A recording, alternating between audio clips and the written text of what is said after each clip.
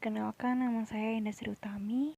Saya akan menjelaskan tentang teori konseling pendekatan konseling person center untuk memenuhi tugas video teori konseling dari Ibu Herda Fitri BR Ginting MPD. Pendekatan teori konseling person center. Konseling berpusat pada person atau person center terapi dikembangkan oleh Carl Person Rogers, salah seorang psikolog klinis yang sangat menekuni bidang konseling dan psikoterapi. Dia dilahirkan pada 1920 di Loak Park, Illinois.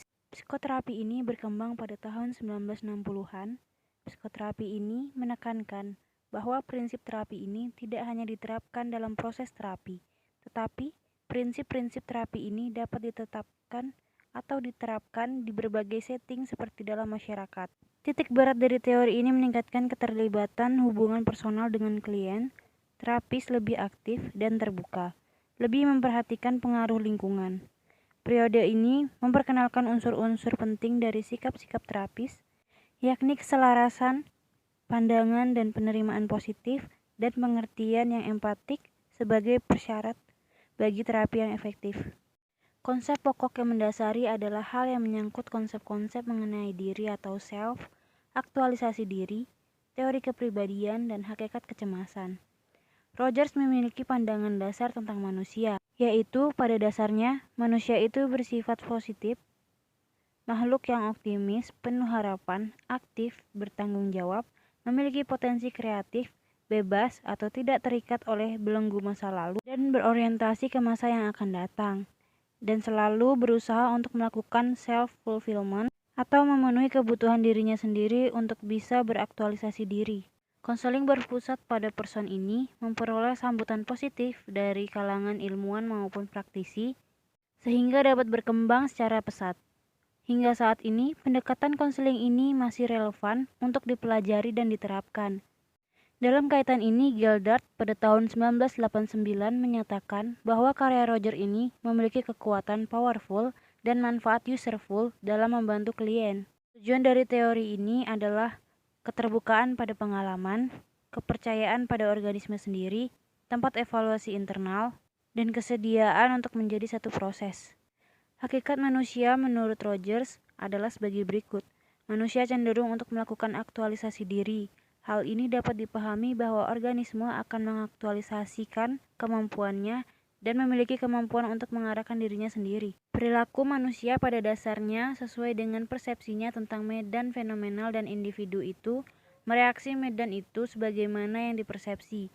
Oleh karena itu, persepsi individu tentang medan fenomenal bersifat subjektif. Manusia pada dasarnya bermanfaat dan berharga, dan dia memiliki nilai-nilai yang dijunjung tinggi sebagai hal yang baik bagi dirinya. Secara mendasar, manusia itu baik dan dapat dipercaya, konstruktif, tidak merusak dirinya. Manusia pada dasarnya aktif, bukan pasif. Setiap individu dalam dirinya terdapat motor penggerak, terbuka pada pengalaman diri, percaya pada diri sendiri. Hakikat konseling. Pendekatan konseling person center menekankan pada kecakapan klien untuk menentukan isu yang penting bagi dirinya dan pemecahan masalah dirinya. Konsep pokok yang mendasari adalah hal yang menyangkut konsep-konsep mengenai diri, aktualisasi diri, teori kepribadian, dan hakikat kecemasan. Menurut Rogers, konsep inti konseling berpusat pada klien adalah konsep tentang diri dan konsep menjadi diri atau pertumbuhan perwujudan diri. Kelebihan dalam teori ini adalah yang pertama, pemusatan pada klien dan bukan pada terapis.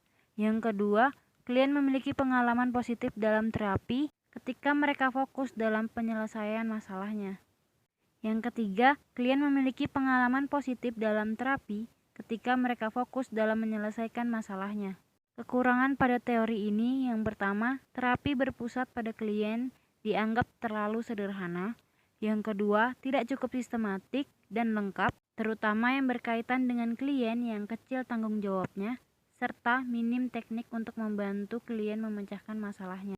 Yang ketiga, sulit bagi terapis untuk bersifat netral dalam situasi hubungan interpersonal. Yang keempat, terapi menjadi tidak efektif ketika konselor terlalu non-direktif atau pasif. Baik, sekian dari penjelasan dari saya. Terima kasih.